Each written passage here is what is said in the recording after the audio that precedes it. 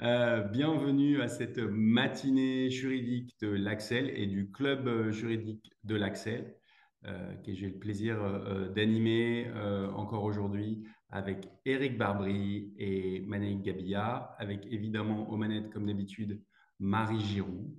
Donc bienvenue à toutes et à tous dans cette matinée qui sera consacrée ce matin à l'EIA Act, donc l'intelligence artificielle avec comme titre, mais comment réguler autant d'intelligence? Hum, Alors, l'Axel, le club juridique de l'Axel est une des déclinaisons de l'Axel qui est, je vous le rappelle, donc l'association multisectorielle consacrée à un thème bien particulier que le monde nous envie, qui est la transformation numérique. Euh, le positionnement de l'Axel a ceci de particulier qu'il est transversal, donc on est sur plusieurs secteurs et donc sur cette thématique de la transformation numérique, comment la société et l'économie française incorporent le numérique, travaillent le numérique, anticipent le numérique dans leurs différentes composantes. L'Axel est composé d'un peu plus de 120 membres aujourd'hui, qui va de la PME en passant par les ETI jusqu'évidemment aux grands groupes. Je ne vais pas faire de publicité pour les différents membres, ils se reconnaîtront ou vous vous reconnaîtrez. Vous avez évidemment une liste des membres sur le site de l'Axel. Et si vous souhaitez nous rejoindre, c'est extrêmement simple. Il suffit de vous tourner vers Marie Giroux, qui recueillera vos demandes d'adhésion et vous accueillera avec grand plaisir. Marie anime aussi le Think Factory, qui est un des piliers de l'Axel, c'est-à-dire une sorte de think tank do tank qui nous permet de réfléchir sur les différentes thématiques du numérique, comme je vous disais, de manière transversale, donc avec différentes approches. On peut citer donc, au-delà du club juridique qui nous occupe ce matin, les questions de confiance et de data, les questions de commerce tech, autour notamment de la distribution ou du retail, l'incontournable paiement et fintech sur les questions de paiement et aussi toutes les innovations autour de la monnaie, l'assurance et le digital, et puis aussi, je crois plus récemment, la santé connectée. Euh, le club juridique, simplement pour vous rappeler un peu nos ambitions et ce qui nous anime tout au long de l'année, c'est vous accompagner dans l'analyse, la compréhension, l'anticipation des grandes problématiques, des grands thèmes du numérique, que ce soit dans vos entreprises ou dans vos administrations. Favoriser les rencontres et les échanges d'expériences autour notamment de tables rondes, qui sont des événements ad hoc, et puis réfléchir, phosphorer sur toutes ces problématiques avec leur dimension juridique, mais pas uniquement. Voilà, on s'adresse aux juristes, mais ce n'est pas exclusivement notre ambition. Vous pouvez consulter, si vous êtes membre sur le site de l'Axel, les différents replays des sessions que nous avons déjà organisées sur le DMA-DSA, le RGPD aussi, évidemment, l'identité numérique, les moyens de paiement, les contrôles de la CNIL. Bref, vous pourrez consulter tout ça en replay sur le site de l'Axel. Au programme aujourd'hui, 20 minutes par Éric Barbry pour comprendre les grands enjeux du règlement IA, donc sur l'intelligence artificielle.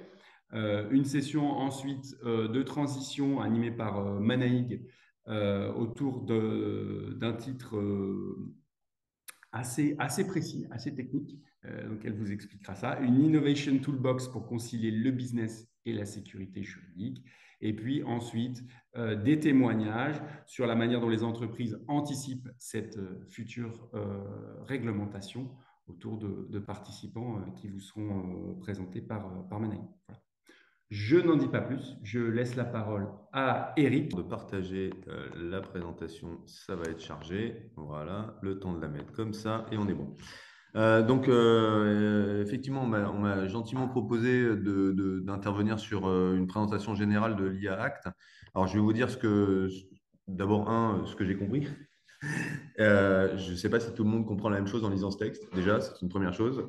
Je vais aussi vous dire ce qu'il y a aujourd'hui. Et quand je dis ce qu'il y a aujourd'hui, c'est que malheureusement, on ne sait pas vraiment ce qu'il y aura demain. parce que pour l'instant, ce projet est encore en discussion et donc, tant qu'on n'a pas la version définitive de l'IA Act, on peut toujours gloser, mot du XVIe siècle, Nicolas, gloser sur le sujet. Le fait est qu'il faudra bien attendre d'avoir le texte lui-même, plus les documents d'application. Donc, on n'est pas encore, on n'est pas encore sorti de la phase préalable. Alors, pourquoi réguler l'IA? Si vous avez écouté Quotidien avant-hier soir, Alain Juppé a dit, franchement, quand Alain Juppé parle, tout le monde écoute. Il a dit, il faut réguler l'IA. Voilà. Et il a dit un truc que j'ai trouvé assez génial, il a dit, on va faire comme le RGPD. Alors, je ne suis pas sûr qu'il ait lu le RGPD, en fait, parce qu'on ne va pas faire vraiment comme le RGPD. L'IA Act, ce n'est pas un texte sur des règles, des principes, c'est un texte qu'on appelle un texte dit produit. Alors, dans les réglementations européennes, vous avez généralement ce qu'on appelle les textes sur les services et les textes sur les produits. Là, on considère l'IA comme un produit et on va réguler l'IA comme un produit, comme une machine à laver, comme un ordinateur ou comme un smartphone. On va essayer de naviguer entre éthique et droit, c'est un peu l'objectif, c'est-à-dire qu'à la fois on a des règles contraignantes, puis on a aussi des principes. Et voilà la présentation générale. Alors, bon, 2 secondes sur qui on est. Nous, on est l'équipe IP IT de Racine. Certains d'entre vous nous connaissent déjà. On est 2 associés. Moi, j'interviens plutôt sur l'IA, on va dire opérationnelle, au service des entreprises. IA et je sais pas, on a fait de l'IA sur le recrutement, de l'IA dans le monde de la finance, de l'IA parce que de l'IA aujourd'hui, ça existe déjà. Hein. Je veux dire, on ne va pas attendre le règlement IA pour faire de l'IA. Dans le domaine de la santé, il y a beaucoup d'IA. Et mon associé Charles, lui, qui est plutôt spécialiste en pays, intervient plutôt sur la partie IA générative, contenu, droit d'auteur et aussi protection des IA en tant que tel. Voilà pour la seconde de présentation. Alors, au début, je me suis dit, tiens, je vais demander à ChatGPT de faire la presse à ma place. Bon, vu le résultat, je me suis dit, il y a encore du chemin, je vais la faire moi-même. Mais je vais quand même poser une question mystique, c'est est-ce que tu respectes le règlement IA? Et c'est assez génial la réponse. ChatGPT m'a répondu, écoute, le règlement IA pour l'instant il n'existe pas, donc il ne faut pas stresser. Oui, non, non, mais je peux regarder aussi Manaïk de temps en temps. Hein. Je me fais gronder par Marie qui est en face de moi qui me dit, il faut regarder l'écran. Vous savez tout sur les dessous de l'accès. Et donc, il dit par contre, effectivement, il est important de noter que les concepteurs de ChatGPT ont pris la mesure, effectivement, des réglementations applicables, de l'éthique, etc., etc. Bon, ceci dit, où est-ce qu'on en est? On en est à un texte que je vous invite à regarder, qui est à ma connaissance l'élément, pour l'instant, le point non pas commun, mais le point de cristallisation, qui est une version de la Commission, une version du Parlement. Les deux ont décidé, pour nous embêter la vie, de ne pas faire un document autonome, homogène. Donc, vous avez un espèce de tableau en ligne avec d'un côté la position de la Commission, de l'autre côté la position du Parlement. Amusez-vous si vous voulez. Pour ceux que ça intéresse, moi, j'ai fait le texte consolidé parce que je n'ai pas envie de passer ma vie à essayer de comprendre ce que les uns et les autres ont dit. Donc, vous pouvez demander le texte à Marie qui vous le transférera avec plaisir. Voilà où on en est aujourd'hui. Alors, qu'est-ce qu'on peut dire de l'IA Act? J'allais dire d'abord, on va dire ce qui existe avant l'IA Act. Parce que il y a beaucoup de gens qui parlent de l'IA Act en disant il va y avoir ça, il va y avoir ça, il va y avoir ça, comme si on ne régulait pas l'IA aujourd'hui. Or, l'IA est déjà régulée. Voilà. Alors, de manière très macroscopique, l'IA est régulée pourquoi? L'IA est régulée par une frange déjà qui est la propriété intellectuelle. L'IA, c'est de l'API. En tous les cas, il peut y avoir des éléments de propriété intellectuelle. Donc, c'est des éléments qui sont protégeables en tant que tels et sur lesquels il y aura nécessairement du contentieux sur le sujet. L'IA, ça peut générer des contenus. Et là se posent des questions sur lesquelles on travaille, par exemple, avec le CSPLA, dont l'Axel est membre, sur est-ce que alors je ne sais pas comment appeler ça, les œuvres, les créations, les contenus générés avec l'IA sont ou non des œuvres protégées par la propriété intellectuelle. Si elles ne le sont pas, qu'est-ce qu'elles sont? Elles appartiennent à qui? On ne peut pas parler d'IA sans parler de RGPD. Alors, j'avais posé une autre question à ChatGPT, mais comme je n'ai pas trop le temps, je ne les ai pas toutes mises. J'avais aussi demandé à ChatGPT s'il respectait le RGPD. Et ChatGPT m'a répondu, mais de toute façon, on ne traite pas de données à caractère personnel. Alors, j'ai répondu, c'est bizarre parce que sur le site, il y a une politique de données à caractère personnel.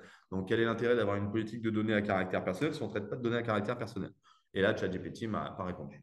Vous avez aussi le droit de la consommation. Voilà, l'IA, c'est un produit comme un autre. Donc, ça veut dire que derrière, il peut y avoir des problématiques de responsabilité, d'éléments défectueux, de contenus qui ne correspondent pas aux règles auxquelles on s'attend.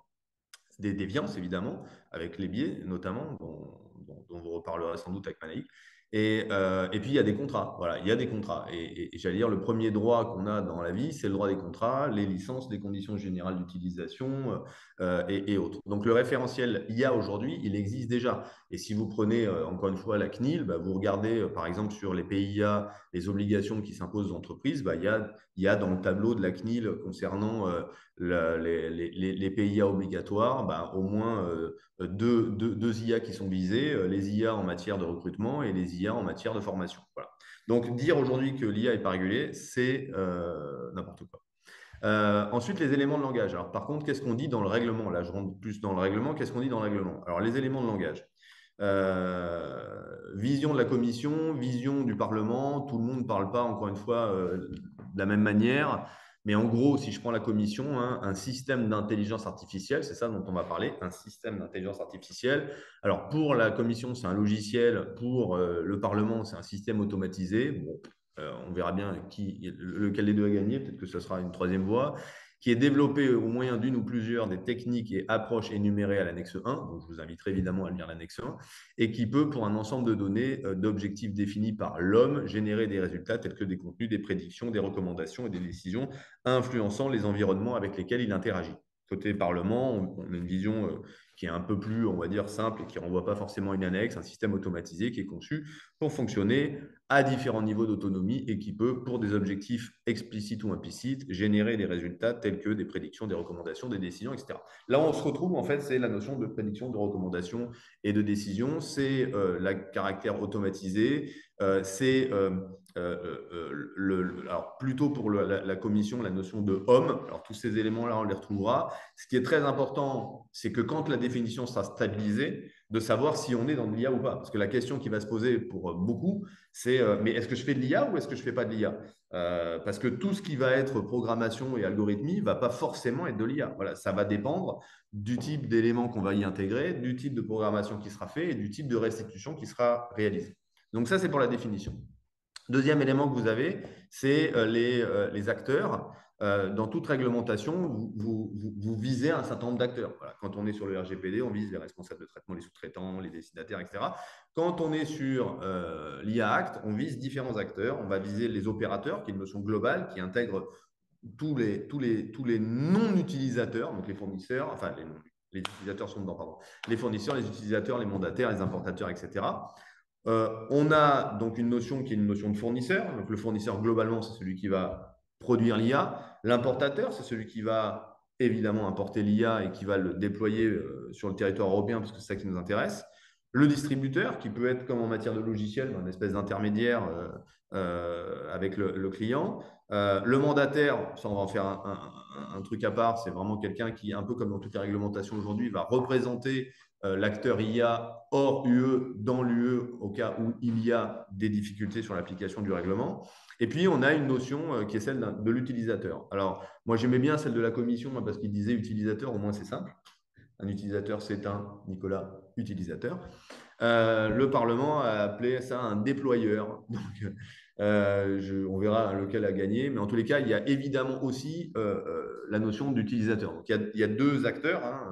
Il y a l'acteur qui va être qui va mettre en activité l'IA et il y a celui qui va l'utiliser. On verra que cette définition ou ces définitions ont une vraie importance dans la mise en œuvre du texte. Le périmètre géographique. Alors là, le périmètre géographique, c'est assez simple. Faut comprendre une chose, hein, globalement, c'est presque un peu comme le RGPD, mais pas tout à fait. Mais en gros, si vous êtes établi dans l'Union européenne, bah, vous êtes soumis à l'IA Act. Si vous êtes utilisateur, autrement appelé déployeur par le Parlement situé dans l'UE, vous êtes aussi soumis à l'IA Act. Et un peu comme dans le RGPD, vous n'êtes pas européen, vous n'êtes pas installé en Europe, mais par contre, les résultats générés sont utilisés dans l'Union européenne et à ce moment-là, le règlement IAC va s'appliquer. Donc, d'une manière assez schématique et assez grossière, on va dire, s'il y a un lien de connexion, s'il y a un lien de localisation avec le territoire européen, le règlement IAC s'appliquera d'une certaine manière, un peu comme le RGPD s'applique aujourd'hui. Alors, comment est structuré le texte? Le texte est structuré autour de plusieurs concepts. Les interdits, les règles concernant ce qu'on appelle l'IA, on va appeler ça normal, l'IA qu'on appelle à haut risque, et puis les obligations qui sont liées aux différents acteurs. Et puis je finirai avec rapidement une question sur la gouvernance et sur les sanctions qui sont proposées pour l'instant. Alors, les interdits, il y en a trois. Voilà. Alors, là, encore une fois, on a 20 minutes pour présenter un texte qui fait plus d'une centaine d'articles, je ne sais pas combien de considérants, des annexes en veux-tu, en voilà, et des actes d'application qui, évidemment, n'existent pas encore. Donc, je vous invite à vous approprier ce texte comme vous avez tous lu avec une immense attention le RGPD. Alors, je ne rentrerai pas dans le détail de tout, mais les trois grandes catégories sont l'altération substantielle du comportement, c'est-à-dire tout ce qui va effectivement altérer la manière dont quelqu'un peut choisir, décider. Alors, là aussi, il y a des sous-ensembles à l'intérieur, il y a des questions d'état de l'utilisateur sous le seuil de veille, il y a des états en fonction de la situation physique de la personne, jeune, vieux, beau, moche. Mais en tous les cas, le concept, c'est pas d'altération substantielle du comportement. L'IA ne doit pas dicter le comportement d'une personne, il doit l'aider à prendre une décision et ne pas le contraindre à prendre une décision ou euh, comment dire, lui imposer une décision. Le deuxième, c'est la note sociale. L'idée, c'est de dire il n'y a pas de note sociale. L'IA ne doit pas permettre de noter les gens et de leur donner d'une certaine manière des bons points et des mauvais points. Toute relation avec d'autres pays qui viennent de l'Est, évidemment, enfin de l'Asie, est totalement sortie de mon périmètre d'analyse, mais en tout cas, c'est exactement à quoi on veut ce sur quoi on veut lutter au niveau de l'Union européenne. Et puis, il y a l'identification biométrique à distance en temps réel. C'est-à-dire ça, c'est l'analyse de foule. Hein. L'idée, c'est il n'est pas question de vidéo surveiller tout le monde tout le temps. Alors, il y aura là aussi des éléments des éléments comment dire, de restriction, notamment en matière de sécurité, en matière de police et autres, et l'exemple des Jeux Olympiques en est un bon. Donc, il y aura évidemment des capacités d'avoir des exceptions à ces sujets, mais en tous les cas, ces trois éléments, c'est verboten. Ensuite, on a ce que j'appelle les deux IA. Enfin, c'est pas moi qui l'appelle, d'ailleurs, c'est comme ça. Il y a l'IA qu'on appelle l'IA générale et l'IA qu'on appelle l'IA à haut risque.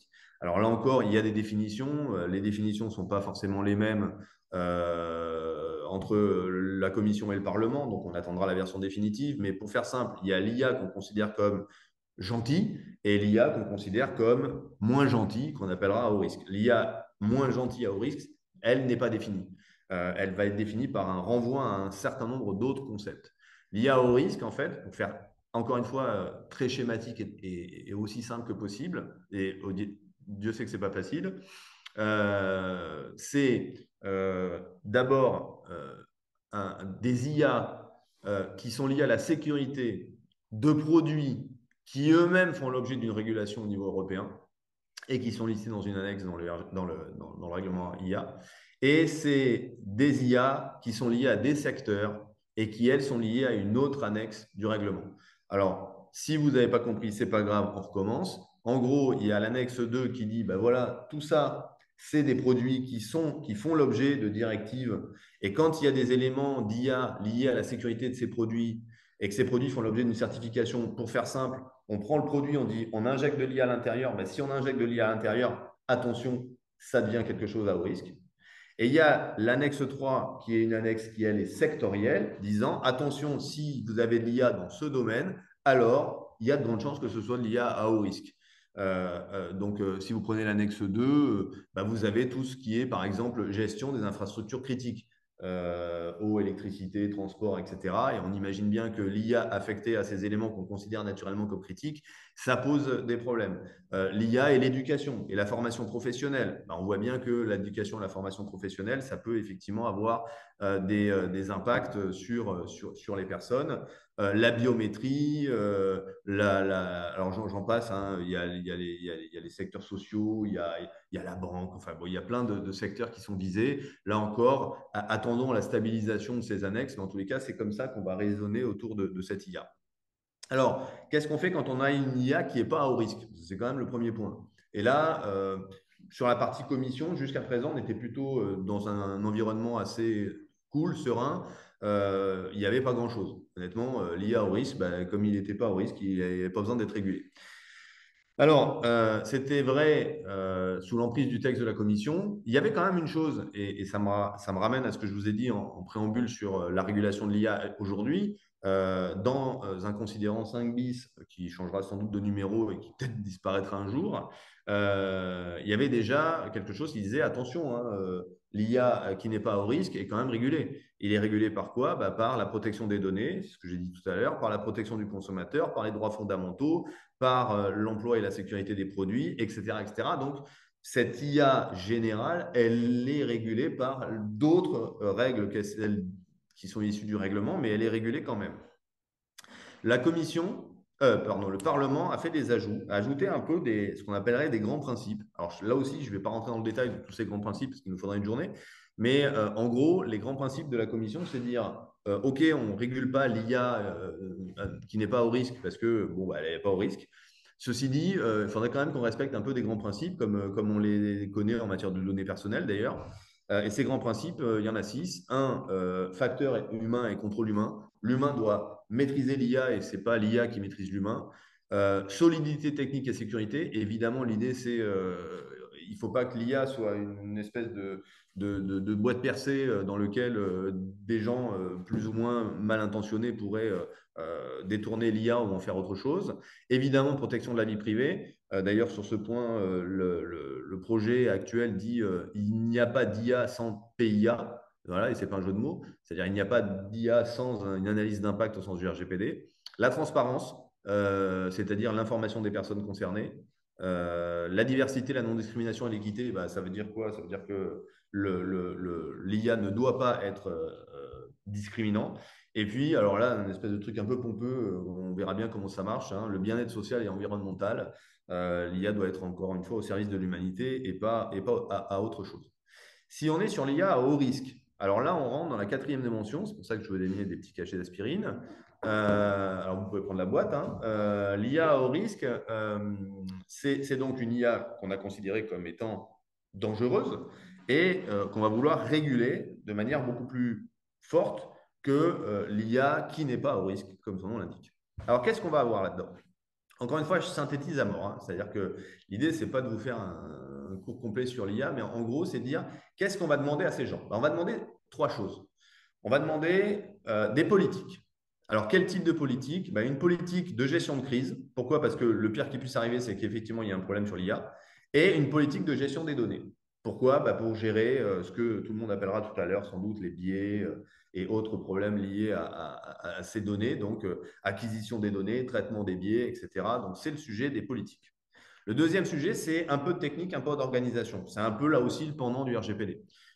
Il faut de la documentation technique, c'est-à-dire qu'il faut de la documentation technique de A à Z sur tout ce qui a été réalisé pour mettre en œuvre l'IA et la mettre sur le marché. Il faut des éléments sur ce qu'on appelle l'enregistrement et la journalisation, c'est-à-dire la traçabilité.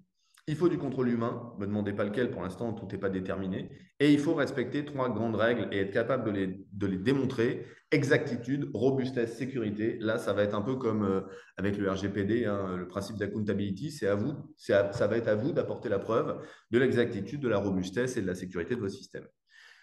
Troisième élément, c'est ce qu'on appelle l'information. Il va falloir informer et surinformer les personnes. Là encore, un peu par mimétisme du RGPD. Comme on sait que sur le RGPD, on a des informations précises sur la manière dont les données à caractère personnel sont traitées, sur l'IA, on va informer les gens sur l'utilisation des IA et notamment, singulièrement, des IA au risque. Ça ne veut pas dire que les autres ne seront pas obligés non plus de donner des informations, mais là, on aura une information très précise avec un cadre juridique très précis. l'IA non à haut risque devra aussi informer les gens, hein, mais ça, ce n'est pas un problème de réglementation IA, c'est un problème purement de droit de la consommation. Enfin, les obligations propres aux acteurs. Comme je vous ai dit tout à l'heure, les acteurs sont visés dans le texte. Les fournisseurs, les distributeurs, les mandataires, les utilisateurs slash déployeurs. Eh bien, chacun aura des obligations particulières. Donc, je ne vais pas tous vous les faire, parce que là encore, une fois, je partirai au-delà du temps qui m'est imparti. Mais l'obligation propre aux acteurs, c'est par exemple l'obligation des fournisseurs, des importateurs, etc. Et je vous ai pris l'exemple des fournisseurs. Un fournisseur, il aura plein de trucs à faire. Voilà. Il devra avoir un plan d'assurance qualité. Il devra avoir de l'archivage sécurisé de ses données, ou en tous les cas des documents liés à la conception, à l'exploitation de l'IA pendant 10 ans.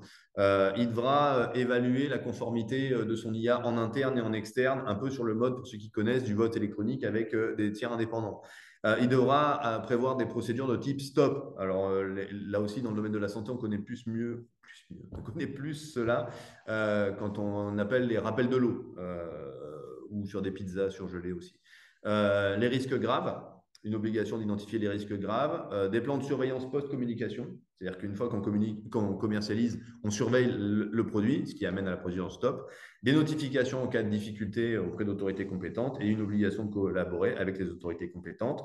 J'en ai terminé dans une seconde. Les obligations propres à certaines IA. Donc, il y a aussi des IA sur lesquelles il y aura des obligations particulières, singulièrement les IA qui consistent à interagir avec les personnes, à reconnaître les émotions ou à manipuler des images. Là, le principe de base, ça sera une extra information des personnes.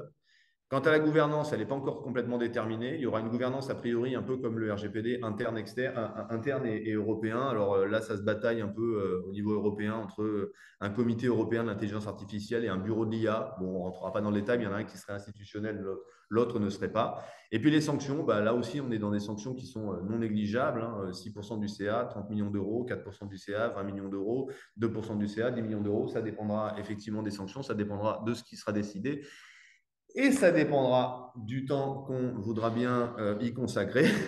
J'en ai terminé, sachant que, a priori, le texte, pour l'instant, il devrait normalement sortir d'ici la fin de l'année. Et s'il est adopté, il devrait être normalement applicable 24 mois après son entrée en vigueur. C'est-à-dire que ce n'est pas un objectif à court terme, hein. On est sur du 2025-2026. Ceci dit, c'est comme le RGPD. Il faudra s'y préparer, le mettre en avant. Voilà, j'en ai terminé. Je passe la parole à Manéi. Merci Eric, excellente transition avec ma présentation. Effectivement, il faut se préparer d'ores et déjà. Donc, je suis Manaïk Gabillard, je suis avocate au sein du cabinet Askesis, qui est un cabinet en droit des affaires au large spectre, qui est basé à Sophia Antipolis, à côté de Nice, au sein de la Technopole et également à Paris. Je représente l'équipe Contrat Data IP. J'ai la particularité d'avoir passé un certain temps en entreprise. Et donc oui, j'ai travaillé sur les travaux de normalisation de l'IA avec la FNOR, avec mes équipes dans une vie précédente où on travaillait sur des sujets d'IA et de reconnaissance faciale. Aujourd'hui, j'accompagne les clients dans différents sujets, notamment de contractualisation et de propriété intellectuelle. Les premiers sujets d'IA qui viennent se présenter à nous, ce sont des solutions d'IA impliquées au monde industriel, des solutions économiques, on va en reparler un peu plus tard autour de la table ronde, et aussi des solutions de recrutement. Donc voilà, pas mal de sujets différents. L'idée, c'est au-delà de la projection du règlement, comme l'a précisé Eric, il y a une réglementation finalement qui existe déjà, qui s'applique déjà aux solutions d'IA. L'objectif, c'est de se préparer d'ores et déjà et aussi d'être en conformité avec une réglementation existante. Donc, on se dit projet de règlement à horizon 2025. En attendant, on fait comment? Il faut faire attention à tout automatiser, avec l'expression le risque de s'endormir au volant. Il faut procédurer d'ores et déjà. Je ne parviens pas à faire défiler le slide. Ça va pas être possible.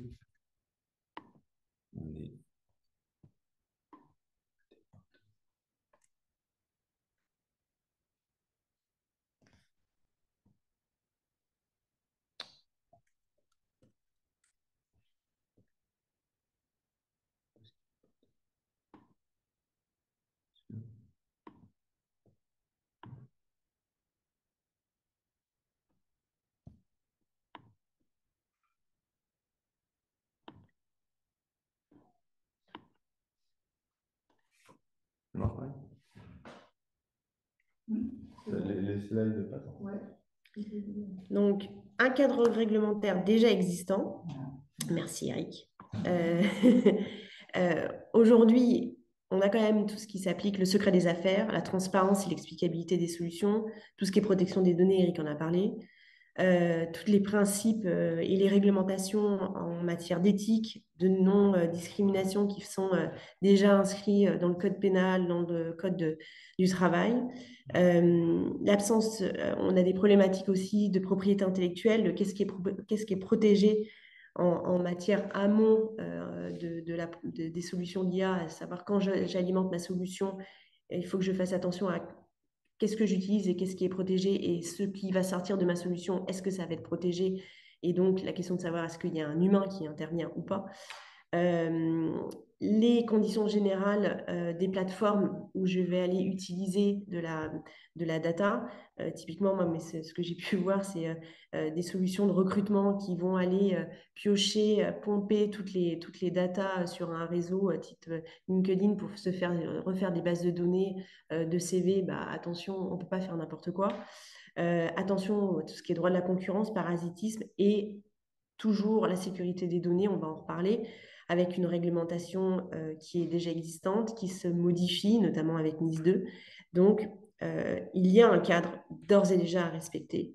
Et face à ce cadre, il va y avoir des compléments. Ce qu'il faut avoir en tête, comme l'a expliqué Eric, c'est qu'il y a une évolution du projet de règlement et aujourd'hui, même les IA dites au risque acceptable vont être soumises à des principes ou à des règles liées à l'autonomie, la robustesse, la sécurité, le respect de la vie privée et des choses un peu plus nébuleuses, type le bien-être social et environnemental. Et on va avoir des obligations d'information des personnes physiques affectées par le système d'IA ou exposées à un système d'IA. Et donc, il ne faut pas se dire, moi, mon système, c'est une petite brique dans une solution plus globale et donc sans risque, je ne suis pas dans les secteurs à risque et donc je ne suis pas concernée par cette future réglementation. Ce qui est très important, c'est de se poser des questions en amont. Finalement, donc ces 6 principes fondamentaux qui est le bien-être, la gouvernance des données, robustesse, etc., il faut les analyser vis-à-vis de la solution qu'on veut mettre en place ou qu'on veut utiliser.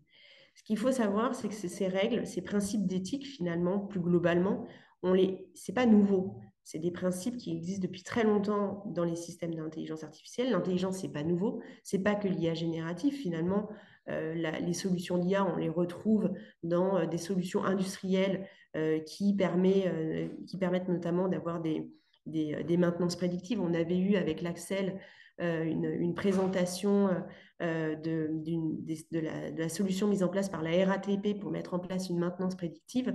En fait, ça existe, c'est déjà dans les industries. Ces principes sont repris par différentes organisations. Tout à l'heure, autour de la table ronde, on aura notamment un représentant de Positive AI. Donc, eux aussi ont porté un certain nombre de principes. Numéum, qui est la fédération numérique, a posé ces principes de données respectueuses, équitables, la transparence, la loyauté, la maîtrise et la sûreté. Finalement, tous ces principes existent et vous avez des référentiels existants et qui continuent à se monter. Donc, comment je vais sécuriser mes projets? À savoir, je dispose aujourd'hui d'outils où je souhaite m'en doter, soit en les développant, soit en utilisant ceux d'un tiers. Et comment je fais? On a essayé de concevoir finalement une méthode un petit peu pour accompagner nos clients sur je développe une solution ou je me dote d'une solution d'un tiers. Qu'est-ce qu'il faut que je mette en place et comment je m'y prends? Il y a 4 étapes qu'on a définies. Alors, toutes ces étapes, forcément, seront revisitées une fois qu'on aura l'AI Act abouti et les autres réglementations à venir européennes, notamment la réglementation sur les produits défectueux qui va venir impacter aussi les produits d'IA.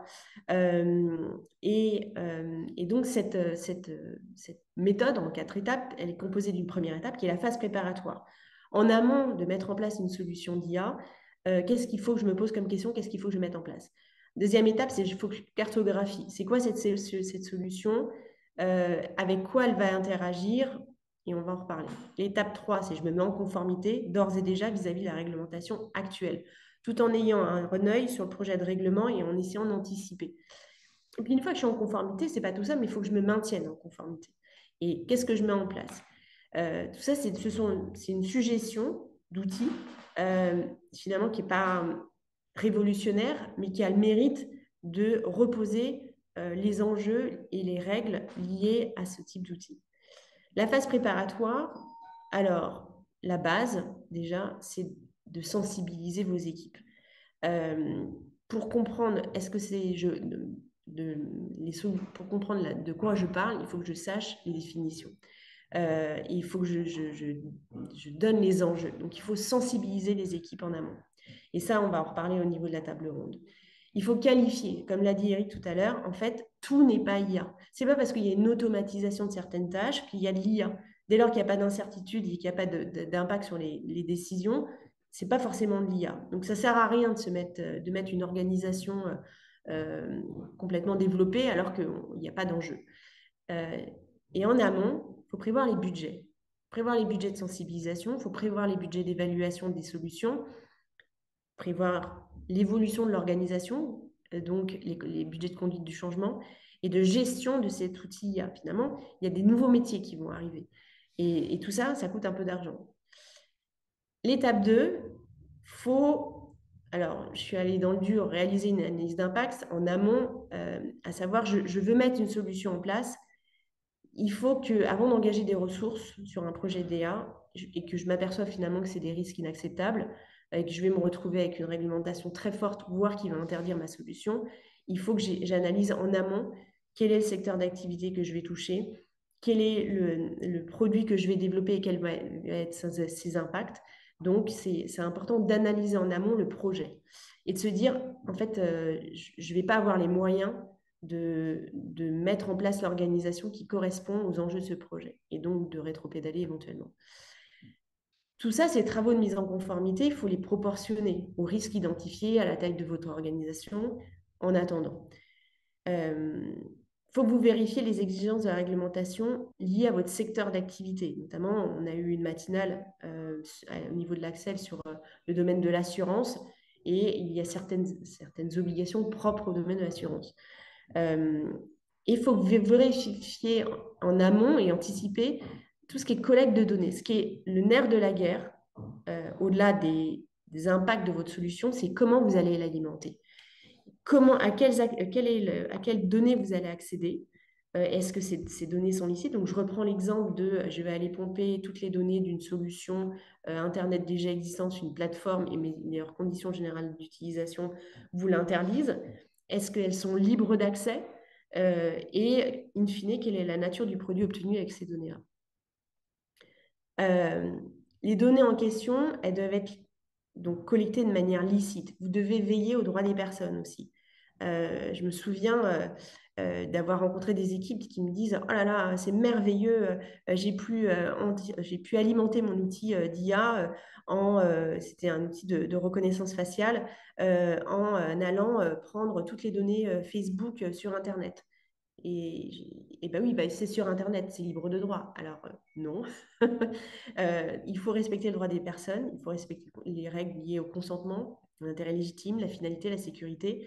Il y a eu une décision, notamment de la CNIL, sur un logiciel de reconnaissance faciale jugé intrusif. Donc, je vous ai mis le lien où, en fait, cette solution américaine aspirait 20 milliards de photographies publiquement accessibles provenant de sites web, de réseaux sociaux. Ils ont été lourdement sanctionnés. Surtout que cette solution permet d'alimenter des outils de l'administration américaine. Faites attention à tout ce qui est confidentialité des données et tout ce qui est secret des affaires. Et donc, posez-vous des questions. Les données sont-elles libres, en libre accès?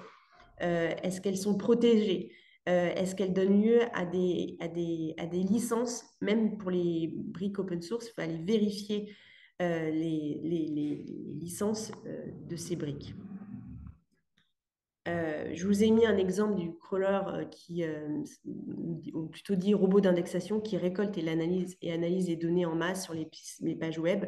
On a eu des décisions de la Cour d'appel de Paris sur l'extraction et la réutilisation en masse de ces données et sur le fait que ça constituait des violations des droits des producteurs de bases de données. Donc attention, attention, attention à la collecte des données. Toujours maintenant en étape 3, comment vous mettre en conformité? Il faut documenter. Eric l'a introduit. Il ne faut pas attendre le projet de règlement pour documenter. En fait, c'est un gage de votre professionnalisme et de votre crédibilité. J'ai un de mes clients qui met en place une solution de projection financière et l'idée, c'est qu'il puisse expliquer à ses clients comment ça marche. Comment ça marche, comment il l'alimente, comment il le fait évoluer, comment il le contrôle, comment il corrige les biais, comment il corrige les incidents, comment il sécurise les données. Tout ça, ce sont déjà des sujets qu'il faut anticiper. Et on va y revenir, mais ma solution de projection financière, qu'est-ce qu'elle permet de faire et qu'est-ce qu'elle ne permet pas de faire, surtout. Et si c'est une aide seulement à la décision, je vais documenter dans ma documentation contractuelle que c'est une aide à la décision. En revanche, le fournisseur ne porte pas de responsabilité sur l'usage de cette projection financière. Et donc, si son client va voir ses banques pour obtenir un financement et que finalement ce financement est basé sur une projection biaisée, il doit limiter sa responsabilité, le fournisseur. Donc, le fournisseur qui développe ce type de solution ou un gros acteur qui utilise ce type de solution pour délivrer lui-même de nouveaux services doit pouvoir informer et documenter tout ce qui est gestion des incidents, la continuité des activités, les politiques de contrôle d'accès, les mesures à venir sur les attaques, etc. Et notamment pour sécuriser les données d'apprentissage. Donc, informez vos utilisateurs. Est-ce qu'il y a toujours un contrôle humain, notamment pour les outils de RH. Il faut tous, pour ceux qui mettent en place des solutions liées au recrutement, bien rappeler à vos clients que toute décision ayant un impact sur l'humain ne doit pas être prise par la solution, mais il doit y avoir un contrôle humain toujours derrière, une décision humaine. Et ça, il faut le documenter dans vos contrats. Anticiper les chaînes de responsabilité. Anticiper pour tout ce qui est IA générative l'obligation de transparence qui est prévue par le projet de règlement en indiquant que le contenu a été généré par l'IA, que votre modèle a été conçu pour empêcher de générer du contenu illégal et publier des résumés de données protégés par le droit d'auteur. Anticiper ce genre de choses. Superviser, anticiper les procédures de rappel de produits et structurer votre organisation. Aujourd'hui, il y a des nouveaux métiers qui arrivent, notamment les ingénieurs de prompt qui vont poser les bonnes questions. L'enjeu de l'IA, notamment pour les IA génératives, c'est finalement savoir qualifier, savoir poser les bonnes questions pour avoir des bonnes réponses. Vous avez aussi l'expert qui va maîtriser les sources sur lesquelles s'appuie l'IA générative. On voit aussi des IA Chief Officers qui arrivent qui vont gérer toute cette mise en conformité. Voilà. On va pouvoir passer à la table ronde.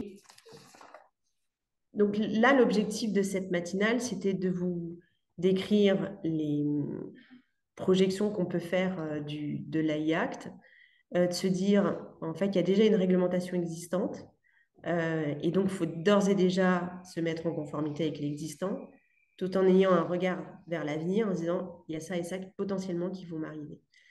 Et nous, ce qui nous intéressait, c'est de se partager avec ceux qui sont en lien avec ce business de l'IA et d'avoir un retour d'expérience et des messages de ces personnes-là qu'on a voulu réunir autour d'une table ronde et qui représentent un petit peu l'ensemble de l'écosystème de l'IA avec des petits acteurs et des plus grands. On a le grand plaisir de recevoir à cette table ronde Elvire François qui est de Microsoft. On va faire un petit tour de table. Isabelle Gailly de la Maison de l'IA, Philippe Streff de Positive AI, Adrien Rénal et Jean-Étienne Moll qui, eux, sont représentants d'une petite start-up qui s'appelle Bass Agency, qui ont un produit émergent. Il y avait un article des Échos, tu vois, on ne regarde pas les mêmes médias, mais ça se rejoint. Il y a juste une semaine qui disait l'intelligence artificielle suscite trop peu de débats en entreprise. Pour 42% des organisations, le sujet n'apparaît qu'au stade de la réflexion, voire n'est pas du tout d'actualité selon le baromètre Metradata. Alors que selon une étude Goldman Sachs, il va y avoir des ravages sociaux que pourrait provoquer l'IA, portant sur 300 millions d'emplois dans le monde. Face à ce constat, on s'est dit, voilà, partageons vos retours d'expérience et vos premiers messages. Elvire, si tu veux bien te présenter. Merci beaucoup. Alors, bon, déjà, merci beaucoup d'avoir invité Microsoft à cette table ronde. Je m'appelle Elvire François et je travaille pour les affaires publiques de Microsoft, les affaires gouvernementales. Juste un petit mot d'introduction. Je pense que vous connaissez globalement tous Microsoft, même si nous sommes sur Zoom et pas sur Teams. Vous avez une idée de ce que c'est. C'est une entreprise de logiciels qui a d'abord développé la suite Office, mais aussi Azure, son cloud et beaucoup d'autres business. Je voulais juste dire un petit mot sur l'intégration de l'IA chez Microsoft, puisque depuis 2019, Microsoft a un partenariat avec OpenAI, ceux qui ont développé ChatGPT. Et donc là, Microsoft a deux grands changements avec l'IA. Numéro un, quelque chose qu'on appelle Copilot. Donc à partir du 1er novembre, vous pourrez utiliser dans la suite Office déjà existante, PowerPoint, Word, tout ça, une IA générative intégrée. Il y a d'ailleurs déjà ce développement-là dans le moteur de recherche Bing. Et pourquoi ça s'appelle Copilot? C'est ce que tu disais, Manaïg, c'est vraiment le côté l'humain est au cœur de toutes ces technologies d'IA. Et l'IA est un copilote pour aider l'humain dans sa productivité, pour l'aider dans son efficacité, mais ne remplace pas l'humain. C'est super important. Et donc, d'ailleurs, je ne sais pas si vous utilisez déjà Bing qui est sorti il y a un moment, mais moi, je l'ai utilisé déjà rien que ce matin parce que comme il y a les sources, on peut aller se référer à tous les différents points.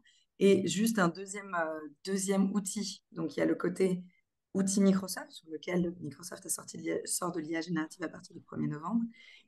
Et déjà disponible, il y a l'IA générative sur le cloud. Donc, c'est une brique technologique pour que les clients de Microsoft puissent développer leur propre IA générative. Carrefour, AXA, Orange ont déjà communiqué sur leur usage. Si vous allez sur le site Carrefour, par exemple, vous pouvez en bas à droite cliquer sur l'assistant technique qui s'appelle Hopla et vous lui dites, voilà, je veux un panier de moins de 10 € avec un menu complet avec des légumes de saison. Ça vous propose un menu et vous pouvez approuver pour que ça vous le mette directement dans votre panier Carrefour. Bon, c'est une technologie qui a déjà été développée et qui est déjà disponible, mais il y a plein d'autres choses qui se font. Et ces technologies-là se font dans l'environnement Azure, donc pas dans l'environnement OpenAI, c'est-à-dire que c'est protégé, vos données sont protégées, tout le cadre européen est respecté, parce que je vois qu'on a parlé d'RGPD, de tout ça. Donc tout ça, évidemment, déjà englobé. Et l'IA, c'est pas que ChatGPT, on le sait, et c'est l'IA responsable depuis longtemps chez Microsoft, depuis 2017-2016 même. J'espère qu'on aura l'occasion d'en parler. Oui, on va en reparler. Merci Elvire. On va continuer ce tour de table pour pouvoir présenter tout le monde. Isabelle, je donne l'honneur aux femmes. C'est gentil, c'est gentil. Bonjour, donc je suis Isabelle Gailly. Alors moi, je suis ici aujourd'hui au titre d'une double casquette. J'ai une première casquette, je suis directrice de la Maison d'intelligence artificielle, qui est une maison qui est située dans le département des Alpes-Maritimes et qui relève de la compétence du département des Alpes-Maritimes. Hein. C'est Charles Anginesi, le président, qui a eu l'idée que l'intelligence artificielle, ce n'était pas du numérique, ce n'était pas de l'informatique et que ça allait changer beaucoup de choses dans notre société, donc il fallait acculturer les gens pour éviter ce qu'on avait connu au niveau de la fracture numérique. Donc, je dois acculturer 1 million d'habitants. Et cette acculturation, on l'a fait aussi à partir de notre écosystème entreprise. Et donc, on a dans notre écosystème entreprise à la fois les sociétés productrices d'intelligence artificielle, mais on a également les sociétés utilisatrices d'intelligence artificielle et plus globalement les citoyens et les collaborateurs. Le gros du questionnement qu'on trouve à la Maison de l'intelligence artificielle, c'est comment ces textes européens, comment ces textes européens vont s'appliquer, que ce soit au niveau des producteurs, que ce soit au niveau des utilisateurs. Et la notion d'utilisateur n'est pas forcément comprise au sens qu'il est compris. Hein. Est-ce que c'est un utilisateur? Est-ce que on parle d'un déployeur ou d'un véritable usager de la technologie? Ça, c'est une question que se posent aussi les entreprises. Et côté producteur d'IA, on l'a vu, hein, nous, on a fait venir Emmanuel Legrand, donc, qui avait négocié l'AI Act auprès de l'Union européenne pour la DGE, et on a fait venir Éric Barbry, qui nous a brillamment posé le cadre. La première des choses, c'est qu'il y a beaucoup de terminologie, il y a beaucoup de principes qui ne sont absolument pas clairs dans leurs applications. Quand on dit Human on Command, toutes nos startups ont quand même les yeux écarquillés. Qu'est-ce qu'on entend par Human in Command? Et pour reprendre quelque chose que tu as dit, Manaïd, il y a aussi le fait que quand on parle j'ai perdu du coup le fil, mais quand on parle de transparence pour une IA générative, quand on dit ceci a été généré par une IA, à partir de quand ça reste quelque chose généré par une IA ou pas? Les questions sont larges, elles sont très importantes. Je pense qu'on n'a pas vraiment, thanks to the numérique, hein, thanks to the digital et tous ces 35 ans d'adaptation à un cadre législatif nouveau, on n'a pas vraiment à acculturer. On est pour les producteurs d'IA, mais on est plutôt là pour les éclairer et pour les aider à comprendre à quelle sauce ils vont être mangés. Merci beaucoup Isabelle, c'est bien, on anticipe déjà les prochains débats. On va poursuivre cette table ronde. Adrien et Jean-Étienne, est-ce que vous voulez vous présenter rapidement votre société? Alors, bonjour à tous, moi je m'appelle Adrien, j'ai cofondé Emercio et je vais laisser Jean-Étienne présenter un peu Emercio. Ouais, Merci. bonjour à tous. Merci. Vous me rattrapez le temps. Ouais, c'est ça. Du coup, Emercio, en fait, c'est une solution de pilotage prédictif pour les PME. En fait, nous, avec Adrien, notre mission, c'est essayer d'amener un peu toutes ces technologies, surtout l'IA prédictive, qui est utilisée en fait dans les très grands groupes, dans les ETI, etc., pour essayer d'aller un peu prévoir un peu par exemple, le chiffre d'affaires, le coût des matières premières, etc., afin de prendre les meilleures décisions. Et nous, en fait, du coup, on amène ça aux PME sous la forme d'une plateforme SaaS de pilotage. En fait, on vient se connecter à la comptabilité. On a des modèles d'IA qui viennent apprendre sur les données comptables passées de l'entreprise afin de faire des projections financières. Et comme ça, le chef d'entreprise sait où est-ce qu'il se dirige. Et on intègre un simulateur de décision. Donc, comme ça, demain, s'il veut embaucher, s'il veut simuler une baisse de chiffre d'affaires, il va pouvoir voir instantanément l'impact. Et le but, c'est qu'il prenne les meilleures décisions le plus rapidement possible. Ça donne envie. Merci beaucoup. Et pour finir ce tour de table, Philippe Streif. Bonjour. Donc, effectivement, je suis Philippe Streff, je suis délégué général de Positive AI. Alors, vous ne connaissez peut-être pas Positive AI. C'est une coalition d'entreprises, c'est une statut d'association loi de 1901, qui a été créée en novembre 2022, le même mois que le lancement de ChatGPT, mais c'est un pur hasard. Hein. Et on essaye de fédérer les organisations, les entreprises qui sont soucieuses des impacts sociétaux de l'IA. Alors, Positive AI, c'est tout jeune, hein, mais ça a commencé quelques mois avant novembre. Ça n'a pas commencé dans un garage, mais dans une cuisine. C'était un repas entre des CDO de différentes entreprises. Et naturellement, la discussion est arrivée sur l'IA et l'un de nous a mis sur la table une difficulté qu'il avait avec l'un de ses systèmes d'IA qui commençait à dérailler et à donner des résultats inexplicables. Et puis, du coup, on en a discuté. Il y a d'autres personnes qui sont arrivées aussi avec leurs difficultés. On a commencé à partager des bonnes pratiques. Et puis, fil en aiguille, on a commencé à documenter tout ça dans ce qu'on a appelé un référentiel. Et pour pouvoir le partager plus largement que les quelques CDO qui étaient dans la pièce, on a créé une association pour le diffuser et pour en faire une plateforme aujourd'hui collaborative et pour accueillir plein d'entreprises. Alors, les membres fondateurs de Positive AI, c'est Orange, BCGX, Malakoff Humanis, L'Oréal. Et puis, demain, on sera beaucoup plus nombreux. On est en train d'accueillir des nouveaux membres tous les jours pour essayer de partager nos bonnes pratiques et du coup engager les entreprises qui sont en première ligne sur le sujet dans cette démarche d'IA responsable de façon très concrète. Et je le détaillerai plus tard. Très bien. Donc, ce que je comprends, c'est nouveaux membres, petits et grands. C'est bien ça. Exact. Très bien. Merci beaucoup pour cette présentation. Avant de parler de vos impressions sur le projet de règlement, l'idée, c'est de partager aussi en amont les constats finalement que l'on fait à date. Isabelle a un petit peu anticipé. On va y revenir, mais il y a eu l'AI Act Impact Survey en décembre 2022. Ça date déjà d'un peu, mais finalement, je ne suis pas certaine que les chiffres aient vraiment évolué. Près de 33% des répondants classeraient leur système d'IA comme un système à haut risque.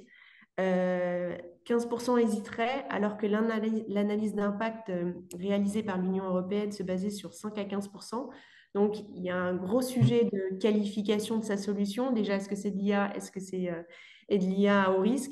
51% des personnes interrogées s'attendaient à un ralentissement de leurs activités du développement de l'IA en conséquence de ce règlement. Et 50% des startups se situent dans une fourchette de coûts estimée entre 160K et 330K euros. Alors que 20% des répondants, eux, envisagent encore plus un montant de mise en conformité encore plus important. On voit que ces chiffres interrogent. On va repartir du terrain. Jean-Étienne et Adrien, quels sont vos constats, vous, en matière d'IA vis-à-vis de votre solution? Du coup, je pense que nous, on a fait une phase de 3-4 mois de bêta-test où on a pu commencer à du coup, mettre en pratique un peu de toute notre R&D, etc. Et là, on est en plein lancement commercial, donc on commence vraiment à confronter le produit au niveau du marché. Et le constat qu'on a, c'est qu'en tout cas, les gens avec qui on parle, ils sont très, très soucieux de tout ce qui est RGPD. Donc, on sent qu'il y a un marché qui a été vraiment évangélisé là-dessus. On nous demande pratiquement tout le temps, n'importe quelle génération, hein, comment sont stockées les données, etc. Est-ce que c'est protégé? Parce que nous, on travaille à partir de données de la comptabilité. Donc, c'est quand même des données sur lesquelles on a beaucoup d'informations. Et par contre, sur le côté IA, c'est vrai que je pense qu'il y a tout un travail qui est à faire, parce que moi, je trouve personnellement que même on n'est pas encore assez challengé dessus. Et c'est vrai qu'on a l'impression des fois que c'est un peu cette chose un peu magique, l'intelligence artificielle, et c'est totalement compréhensible du coup, parce que les gens n'ont pas forcément les connaissances de savoir comment ça marche. Surtout que nous, en plus, on fait même pas de l'IA générative, donc, etc.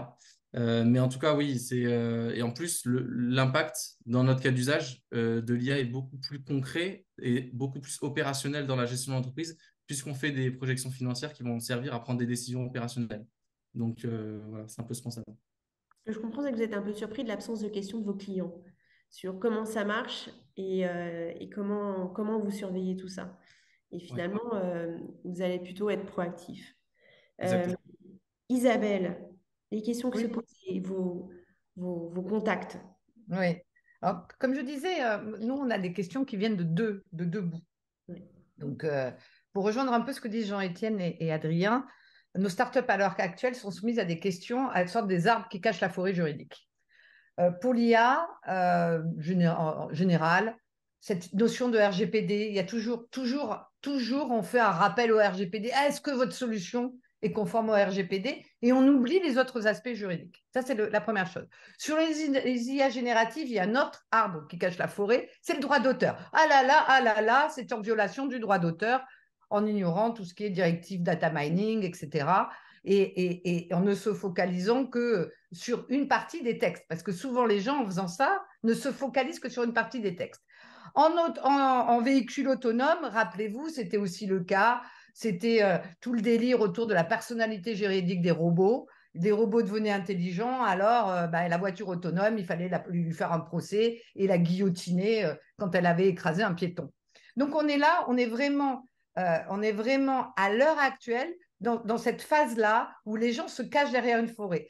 Côté je le disais, des utilisateurs ou des producteurs, on est désemparés parce que finalement, le débat, il ne dépasse pas ce niveau-là.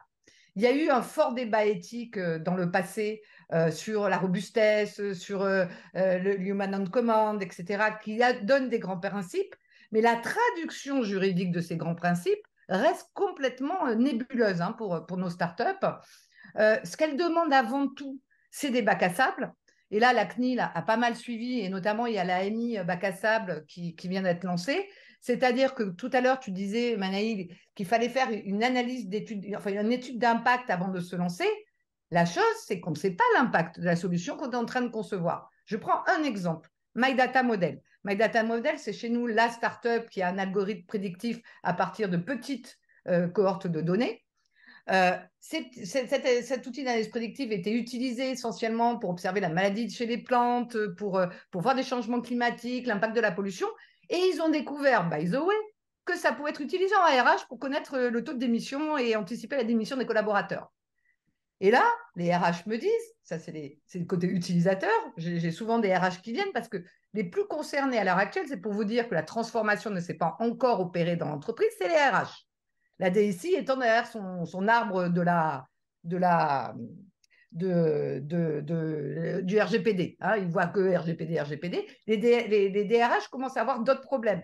Par exemple, une question m'a été posée à laquelle j'ai été incapable de répondre parce que je n'ai toujours pas compris la chaîne de responsabilité et j'espère que Eric ou toi, Manaïd, vous pourriez nous éclairer sur la chaîne de responsabilité. Est-ce qu'un chatbot peut être accusé d'harcèlement moral? C'est pas, non, mais tu rigoles, mais c'est un problème très sérieux pour des RH. Et derrière tout IA, il y a un humain qui code quand même. Il faut quand même le rappeler.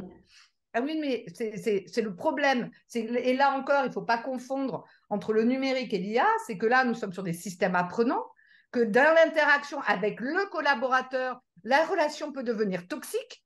Comment on gère cette évolution toxique d'une relation?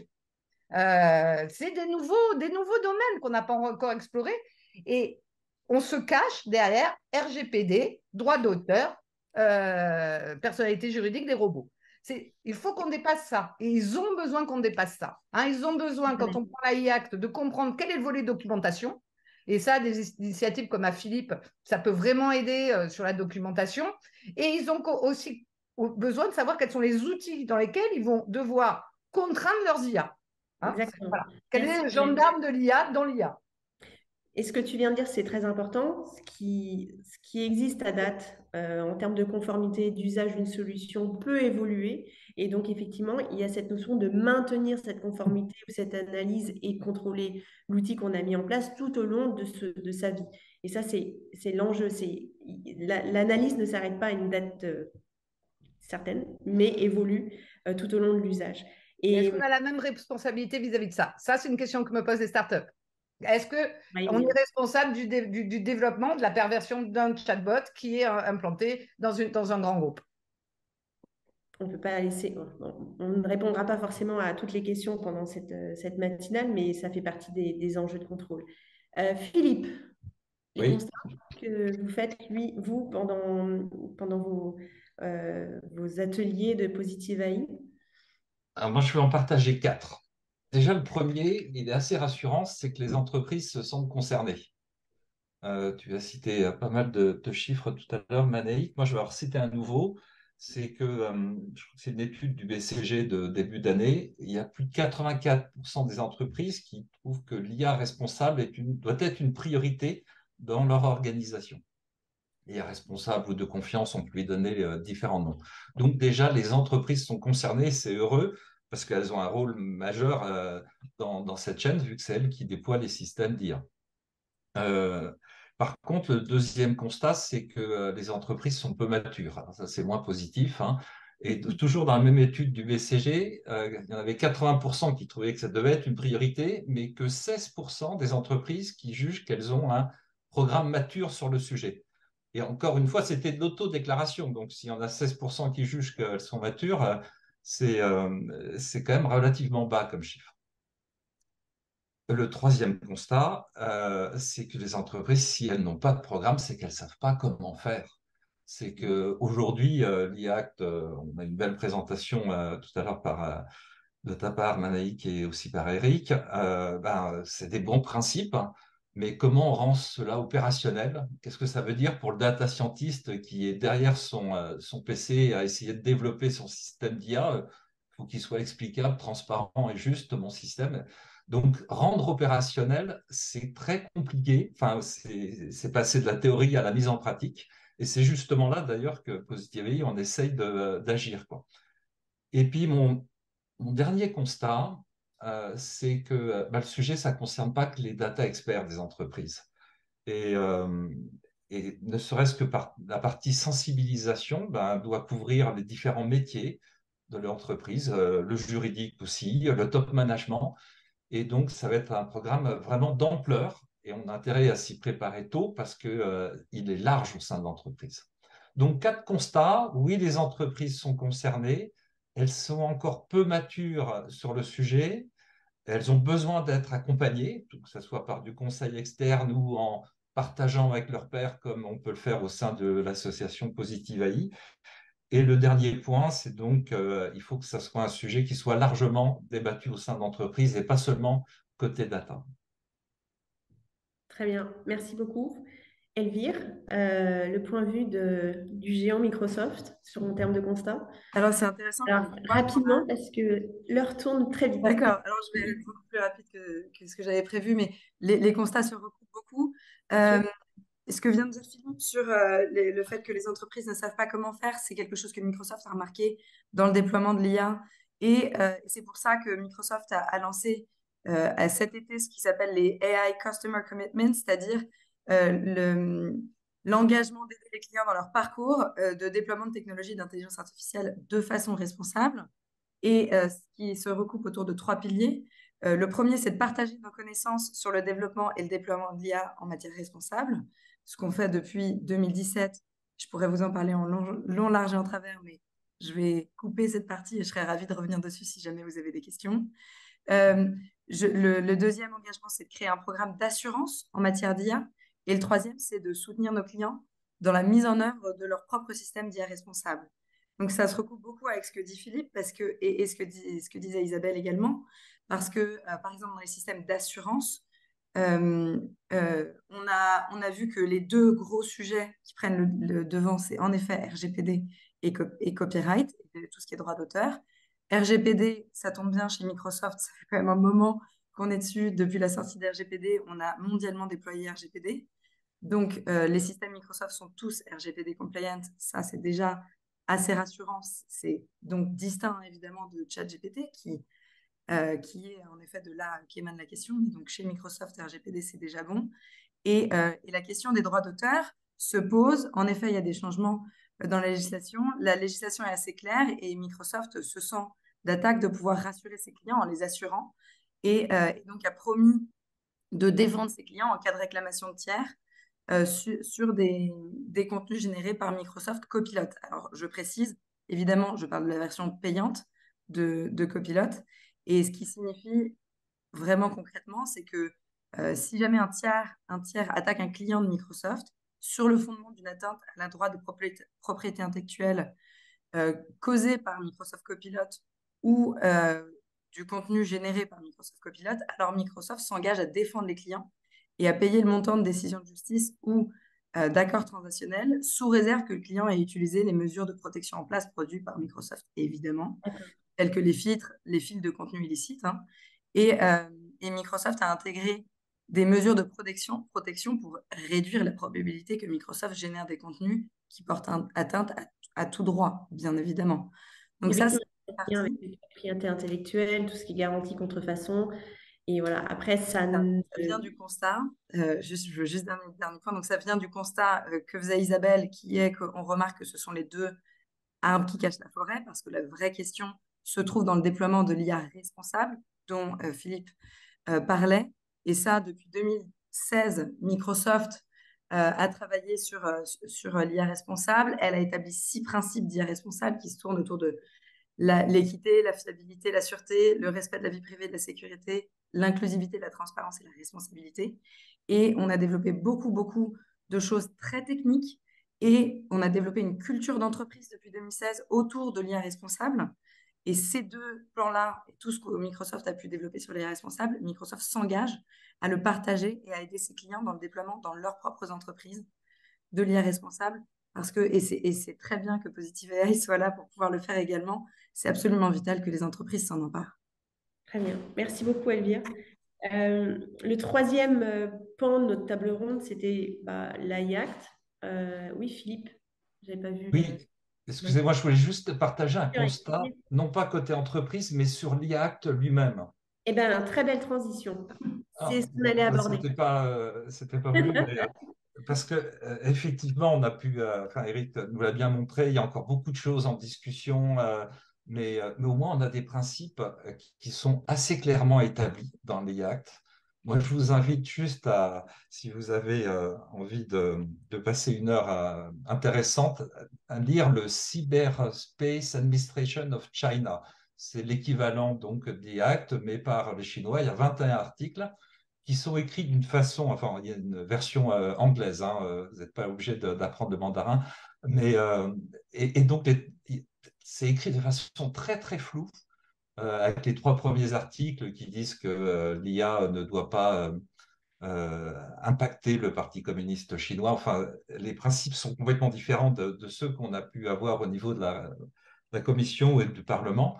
Mais quand on compare quand même ce qui existe aujourd'hui côté Commission et Parlement, c'est quand même beaucoup plus lisible que ce qu'on peut trouver dans d'autres pays. Et on peut s'en féliciter. Je voulais quand même partager ce constat sur un aspect, au moins sur la réglementation qui est en train d'arriver, elle semble à peu près claire. Oui, Excusez-moi. non, mais c'est très intéressant, c'est un très bon point. Mais on espère aussi quand même que les travaux au niveau Union européenne seront alimentés par des démarches telles qu'elles sont menées par la CNIL, avec ces retours, ces appels à projets ou ces appels à témoignages finalement des entreprises, l'idée étant de revenir du terrain pour pouvoir monter une réglementation qui ne soit pas complètement théorique. On est bien Et, d'accord. et donc là, je passe la parole à Isabelle sur le projet d'AIACT en quelques mots. Comment se positionne la maison de l'IA? Alors, la maison d'intelligence artificielle n'a pas de position, hein. Ah non, Moi, en tant que directrice, j'ai une opinion personnelle, mais vous voyez, elle ne se positionne pas puisqu'elle est là pour diffuser au plus grand nombre et accueillir justement toutes les opinions. Moi, ce que je constate, hein, et à travers les expériences qu'on a menées avec notre écosystème de start-up et avec nos utilisateurs d'IA, c'est qu'il y a une vraie anxiété par rapport à ce règlement européen. Tout à l'heure, Elvire nous disait que Microsoft est en conformité avec le RGPD, il sera en conformité avec le droit d'auteur sur l'AI générative. Mais par exemple, sur le droit d'auteur sur l'AI générative, est-ce que Microsoft, du coup, va localiser ses résultats? Donc, on n'aura pas le même service aux États-Unis qu'on aura en Europe. Ça, c'est une vraie question. Mes startups qui ont besoin d'avoir un marché se posent aussi ces questions. C'est-à-dire que les règles qu'elles vont adopter à un endroit seront-elles valables à un autre? Ça paraît superficiel comme ça, mais pas tant, parce que faire du law by design, c'est-à-dire intégrer le moins de conflits juridiques avec des textes en devenir, pour eux, c'est compliqué. Deuxièmement, Eric l'a souligné, c'est une approche produit. C'est hyper déroutant pour des startups qui sont dans une approche solution. Ce décalage entre l'approche produit et l'approche solution, en plus il y a d'autres directives, hein, je ne sais pas si elles sont en préparation, si elles ont été abandonnées ou pas, parce qu'il y a la IACT, mais il y avait la directive sur la responsabilité des IA et la directive sur les produits défectueux qui va venir aussi. Donc, comment cet arsenal juridique va s'articuler, c'est une autre grande question. Et puis, je le disais tout à l'heure et je le répète, la documentation RGPD, bon, ça va, c'est digéré. Mais par contre, la documentation liée à l'AI Act, il voit, franchement, on a essayé de faire un tableau, et on a fait un Miro, hein, je ne sais pas si vous connaissez, un tableau blanc, on a essayé de mettre les catégories, de voir qu'est-ce qu'on devait mettre dedans. Et il y avait 20 startups qui ont travaillé sur le sujet. 2 heures après, tout le monde se disait, ils avaient la migraine, quoi, pour être honnête. Donc, voilà, hein, il y a ces problèmes de territorialité, il y a ces problèmes de transposition de grands principes en principes juridiques. Et après, se dire de se préparer dans nos solutions, il n'empêche que pour documenter, comme c'est des systèmes automatiques, il va falloir qu'ils automatisent leur propre documentation. À quel moment et quelle est la forme de la documentation que je vais automatiser? Donc voilà. Sujet. Effectivement. Moi, je voulais juste rebondir parce qu'on ne met on le cache tous aussi, un autre souci, c'est le coût de mise en conformité. Oui, pardon, j'ai oublié. On peut pas. Alors aujourd'hui, les estimations sont très, très vagues, hein. Je crois que la Commission a parlé de quelques dizaines de kilos euros. Lorsque je discute au sein de Positive avec les entreprises, on est plutôt à des centaines de kilos euros. Mais en tout cas, il va falloir trouver un bon équilibre entre cette réglementation nécessaire pour protéger le citoyen, bien évidemment, mais aussi le coût. Est-ce que c'est gérable, notamment pour les plus petites entreprises, quoi. Et Et aujourd'hui, ça reste très flou, quoi. Adrien, Jean-Étienne, justement, un coût de conformité, de mise en conformité pour une petite société qui est la vôtre. Comment vous envisagez les choses? C'est sûr que là, actuellement, ça aurait un impact assez lourd sur nos problématiques de croissance actuelle et notre niveau de trésorerie. Mais je pense en fait, il faudrait aussi bien arriver à différencier l'application de l'IA dans les business B2B et B2C. Je pense que le consommateur B2B est beaucoup plus alerte. C'est-à-dire que nous, par exemple, un dirigeant d'entreprise, s'il fait 1 million de chiffre d'affaires tous les mois, qu'on va lui projeter, bah, le modèle va lui projeter 10 millions de chiffre d'affaires le mois d'après. Il va pas se dire, bah, je vais embaucher 10 nouvelles personnes. Enfin, il va remettre la chose en question. Alors que dans le B2C, le consommateur est quand même beaucoup moins averti. Et je pense que c'est là-dessus aussi, il y a pas mal de boulot à faire, on va dire, niveau régulation. Merci Adrien. Jean-Étienne, vous voulez ajouter? Du coup, ouais, c'est à peu près ça. Non, moi je suis totalement d'accord du coup avec ce qu'Adrien dit. Mais c'est vrai que pour l'instant, concrètement, la mise en application de l'IA Act, enfin, on ne sait pas du tout de même comment le chiffrer. Et clairement, c'est pas du tout c'est pas la priorité sur le moment. C'est comme assez compliqué pour une jeune structure de se pencher, que ce soit au niveau financier, mais aussi au niveau du temps, quoi. Ouais. C'est Ce vrai, quand qu'on on fait de avait évoqué, l'innovation, c'est dur de rajouter des procédures un petit peu, parce qu'en fait, on sait par nature pas trop où on va. Et du coup, c'est dur de rajouter des procédures par-dessus ça. Je pense qu'il faudrait trouver un moyen assez agile, en fait, de savoir régler ça. où on met le curseur, parce que ce qu'on a évoqué aussi en préparation de cette table ronde, c'est l'utilisation des briques open source d'IA et de savoir si ces briques, alors vous, je sais que c'est un effet accélérateur de votre solution, et il y a tout un débat de savoir si ces briques devaient être soumises à l'ensemble de la réglementation du futur, enfin de cette future réglementation. Et est-ce que finalement, elles doivent y échapper ou on s'est aperçu aussi que certaines briques open source pouvaient avoir des biais. Donc finalement, elles rentreront dans ce giron. Il y a un vaste débat sur ce sujet. Elvire, votre perspective sur la IACT pour Microsoft en 2 mots? Absolument. Alors déjà, j'aimerais rebondir sur ce qui vient d'être dit. On voit un vrai sujet de définition de la chaîne de valeur dans l'AI Act et des problématiques de savoir qui est en charge de quoi dans la responsabilité.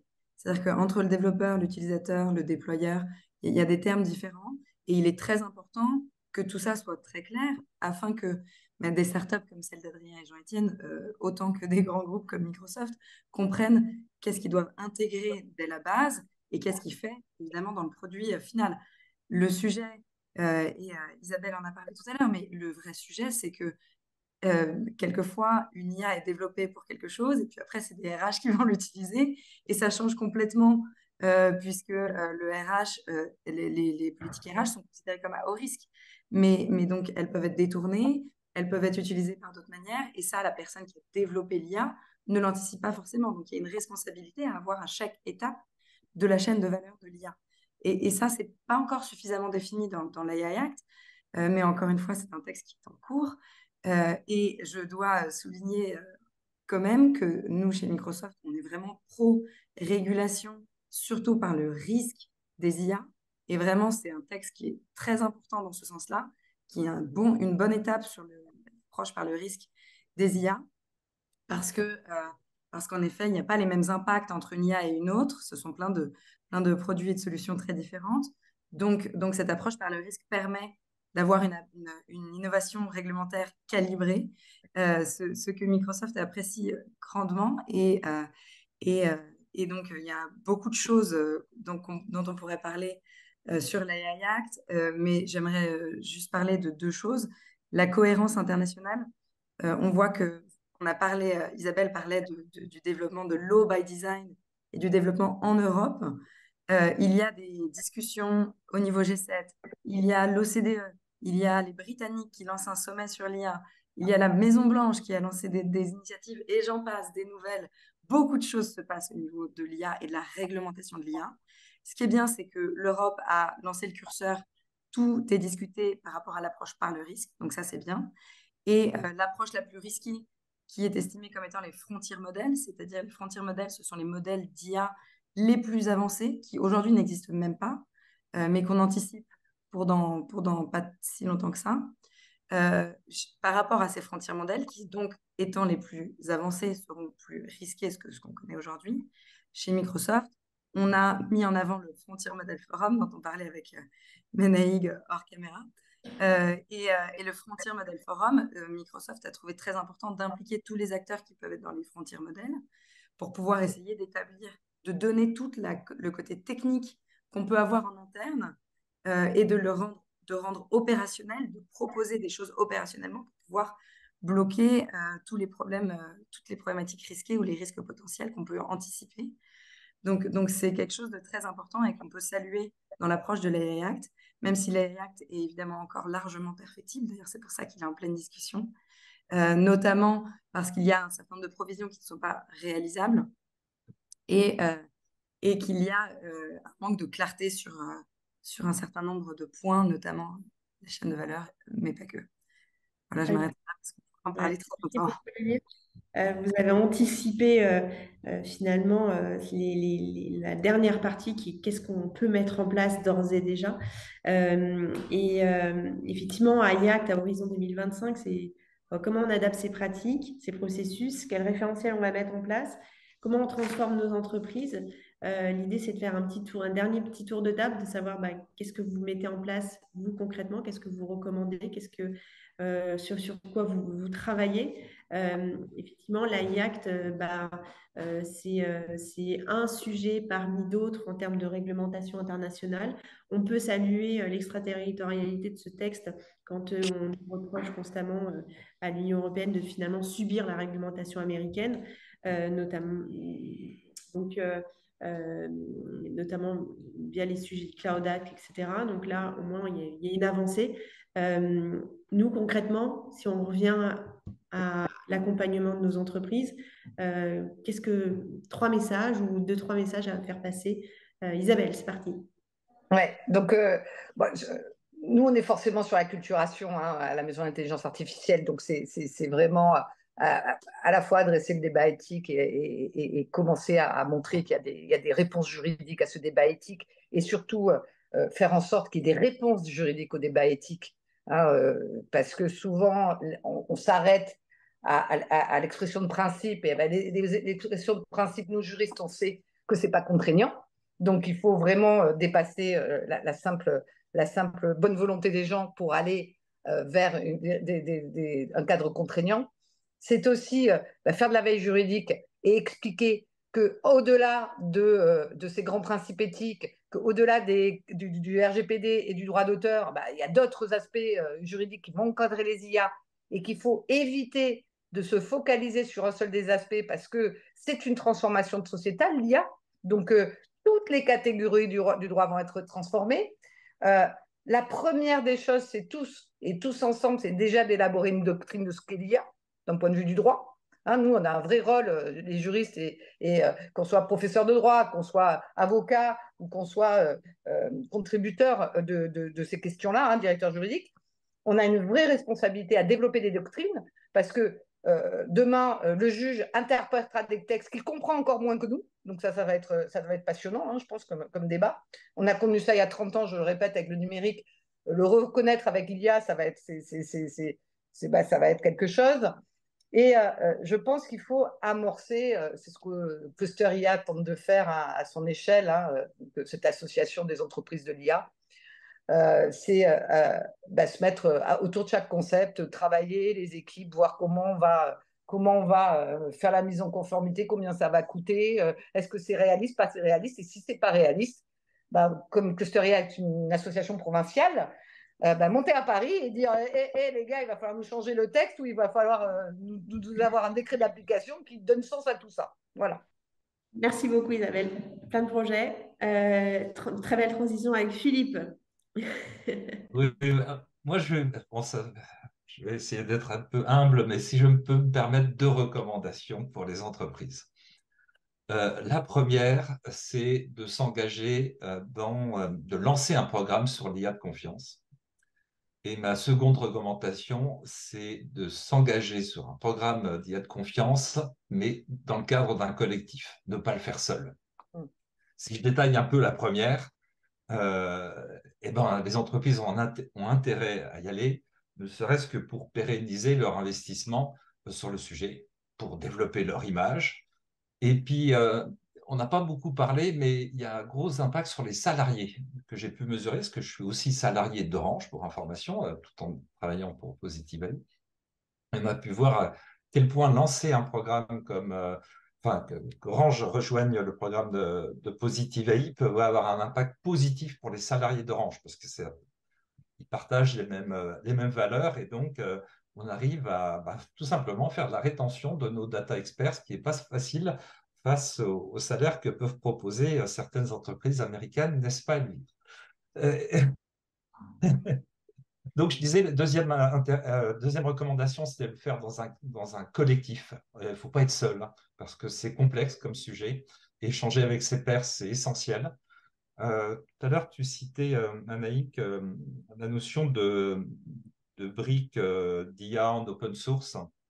Et par exemple, pour vous donner un exemple concret de ce qu'on peut faire au sein de Positive AI, donc on a planifié un atelier entre les juristes des différents membres pour essayer d'écrire une clause contractuelle vis-à-vis de nos fournisseurs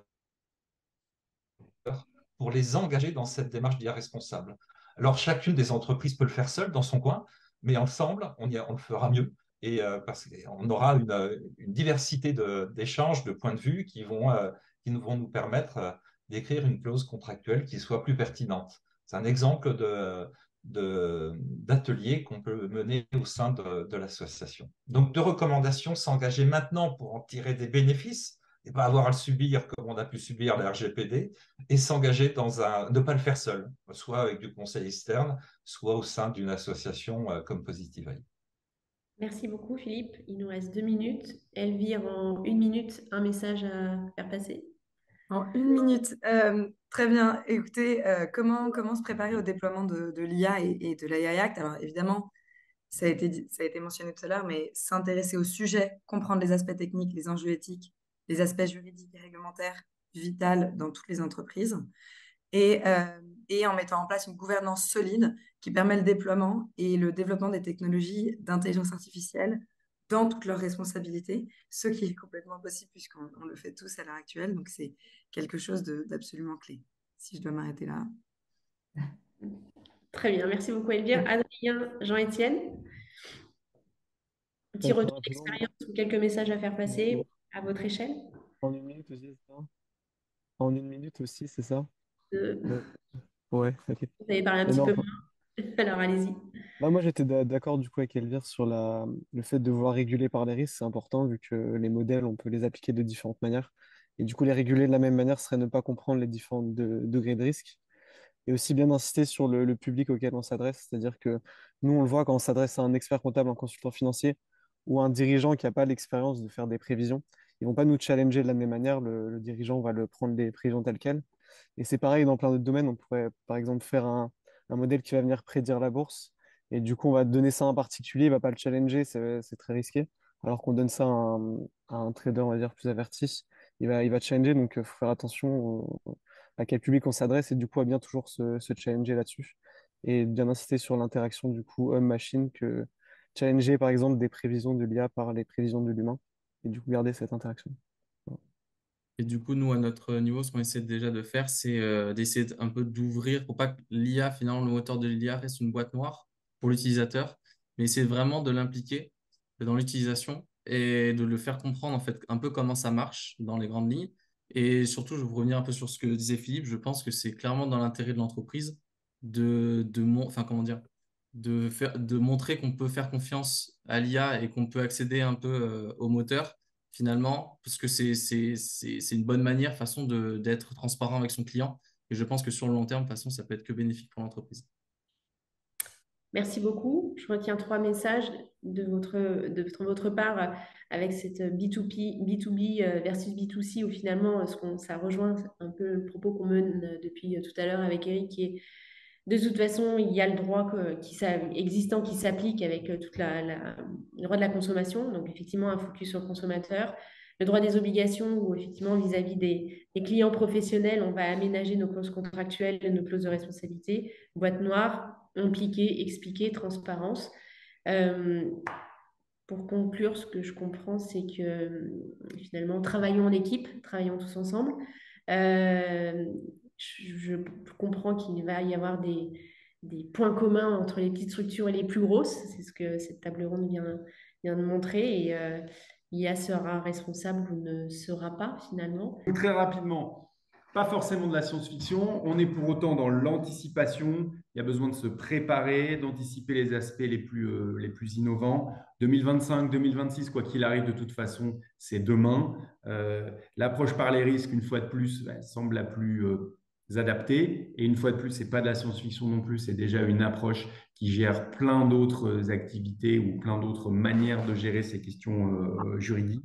Donc, dans l'exploration de nouveaux domaines et donc de cette innovation, c'est du test and learn, c'est tâtonner, c'est poser les questions tout au long du cycle de vie du produit. Ça, c'est quelque chose que je trouve intéressant et que je n'avais pas entendu ailleurs, effectivement. L'intelligence artificielle, ce n'est pas à un moment donné. Et là, une fois de plus, c'est pareil. Je pense que ça rappelle aussi la manière dont les produits, comme le disait Eric, sont gérés dans les entreprises. Il y a tout un cycle de vie des produits qui sont surveillés et notamment leur conformité.